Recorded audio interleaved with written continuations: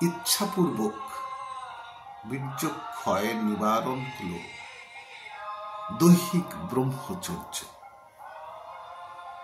জন্ম ও পরিবেশ সূত্রে কিশোর এই অতীব নিন্দনীয় পদভ্যাসটি আয়ত্তে প্রলুব্ধ হয়। দেহ সম্পর্কে যখনই সচেতনা জাগে,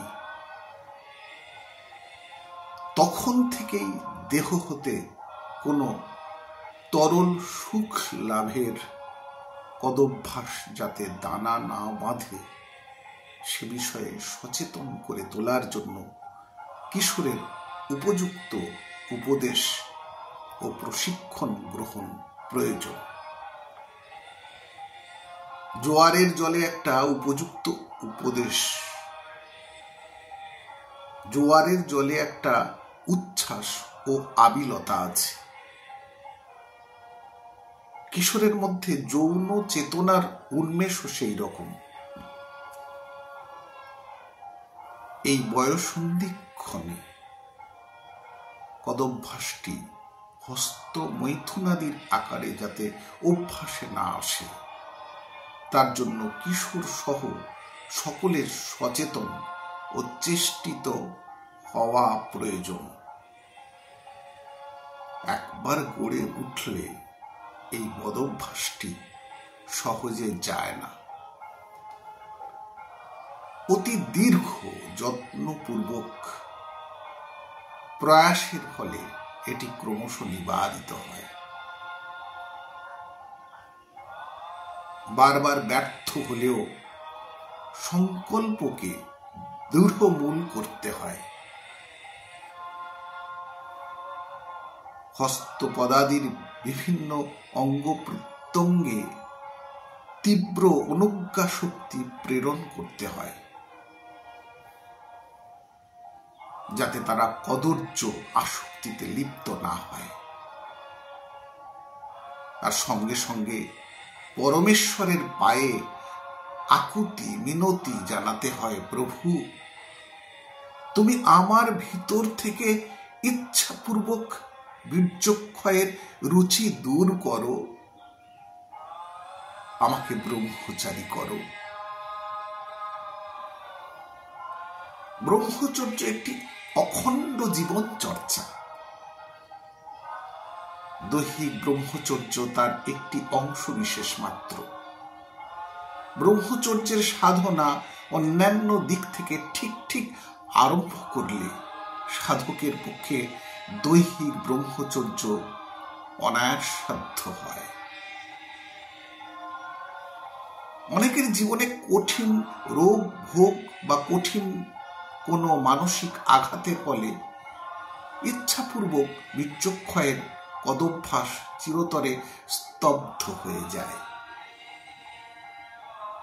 পরিণত বয়সে বিবাহের পর সন্তান প্রজনন উদ্দেশ্যে স্ত্রী সঙ্গমে ইচ্ছাপূর্বক বীর্যক্ষয় হয় বটে, কিন্তু তার প্রয়োজন আর কয়বার মাত্র।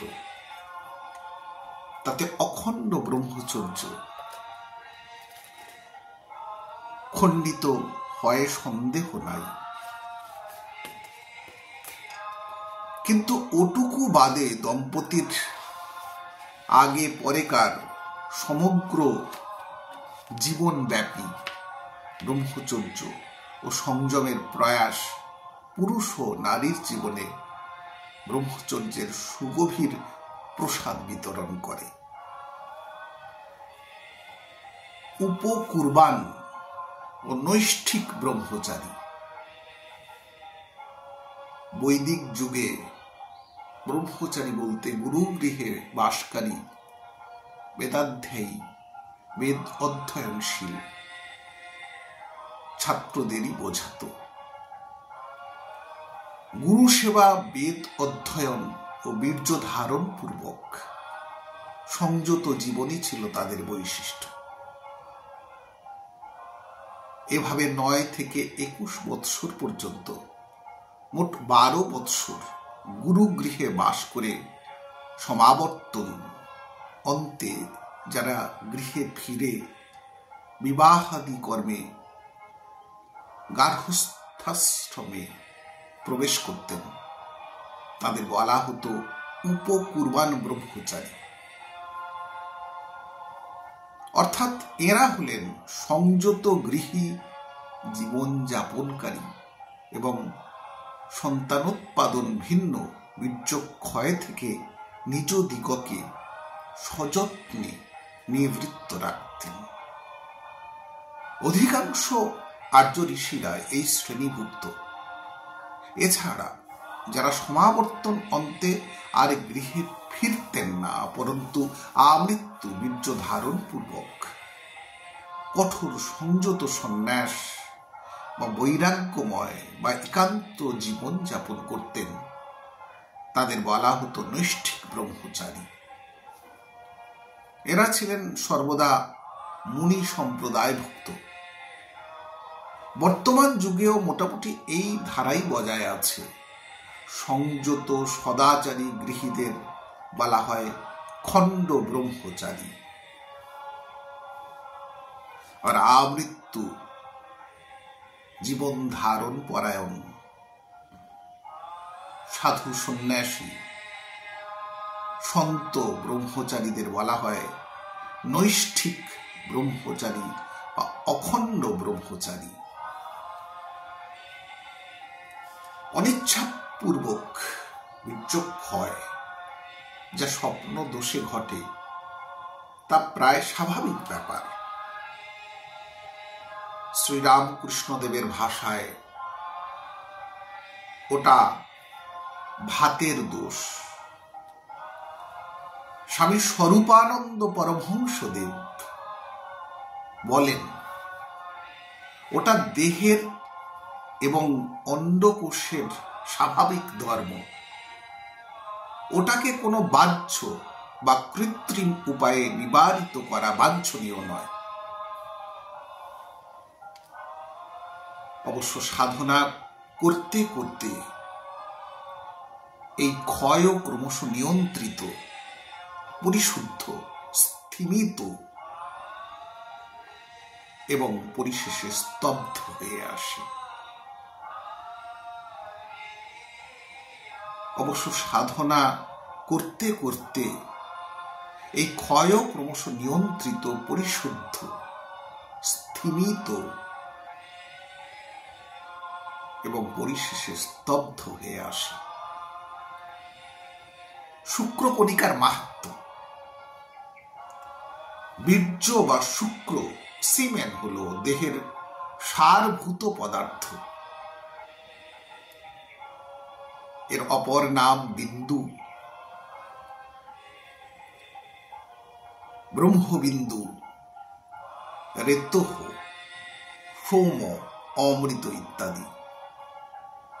রস, রক্ত, মাংস, মেদ, অস্থি, মজ্জা, শুক্র, আমরা যা কিছু আহার করি তা ক্রমে এইভাবে বিবর্তিত হয়। একটি শুক্রকণিকা যা অনুবীক্ষণ যন্ত্র দিয়ে দেখতে হয়, তারই প্রভাবে লক্ষ কোটি কোষ সমৃদ্ধ একটি মানুষের গোটা দেহের উৎপত্তি। সুতরাং সেই বীজ কি প্রচন্ড শক্তি না ধারণ করে। বীর্যক্ষয়ে অসংখ্য সেই বীজ দেহ থেকে বেরিয়ে গিয়ে দেহকে শক্তিহীন, দুর্বল এবং সহজে রোগগ্রস্ত করে ফেলে। আয়ুর্বেদ শাস্ত্রে ঋষিরা গবেষণা করে এই সিদ্ধান্তে পৌঁছেছেন বীর্যক্ষয় সৌন্দর্য হারক, শক্তিনাশক এবং আয়ু বিনাশক। মরণম বিন্দুপাতেন জীবনম বীর্য ধারণাৎ শিব সংহিতা। বস্তুত এক বিন্দু বীর্যে প্রায় 20 কোটি শুক্রকণিকা স্পার্মাটোজা থাকে। অতি আশ্চর্য ও অতি সৌভাগ্যের কথা এই, কোটি কোটি শুক্রকীটের এই দৌড় প্রতিযোগিতায় মনুষ্য দেহ জন্মের জন্য মাত্র একটি কীট প্রয়োজন, এবং কোটি কোটি কীটের মধ্যে কোনটি সফল হবে বলা যায় না। অধ্যাত্ম দৃষ্টিতে এই শুক্র কীটগুলি হল প্রয়াত প্রসুপ্ত জীবাত্মা,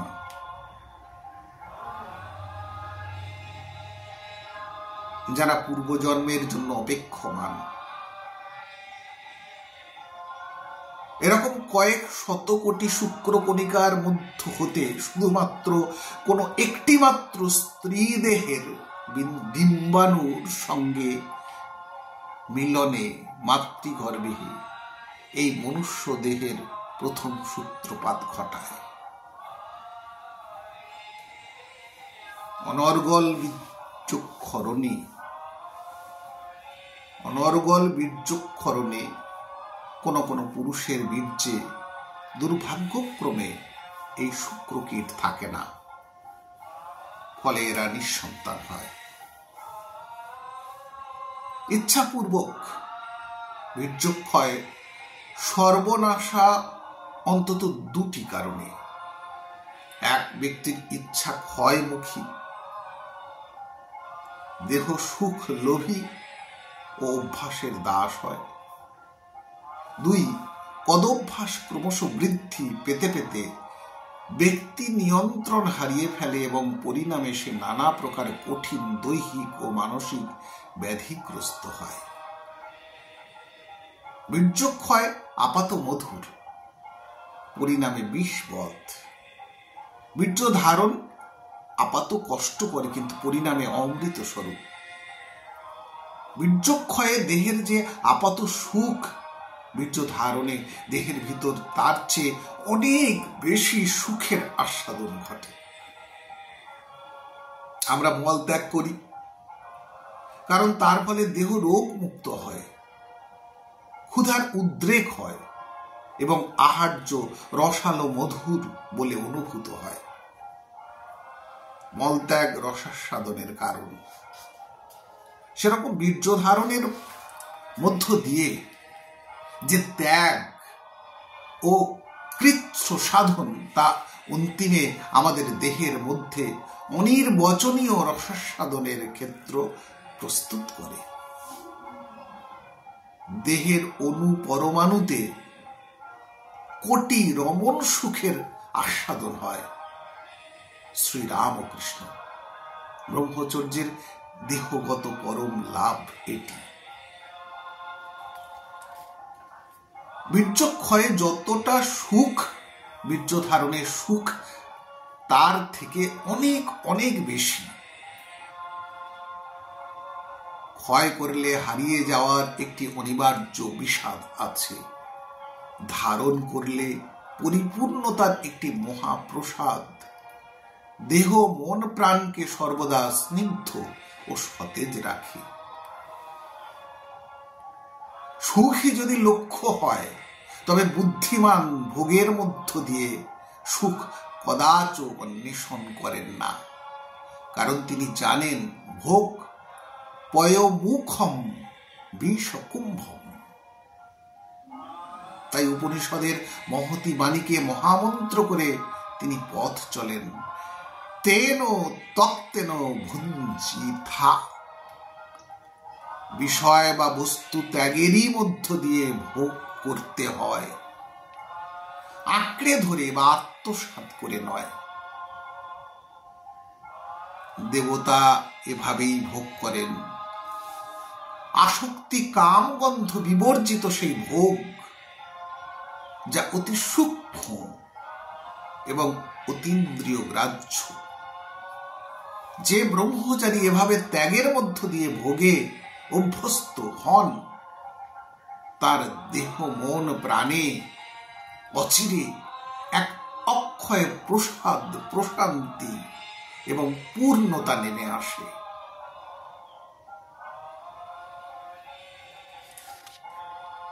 মহাধাতুই সারাৎসার। আমরা যা কিছু আহার করি তার সারাংশ ক্রমসূক্ষ্মায়িত হয়ে আমাদের দেহের সপ্ত ধাতু তৈরি করে।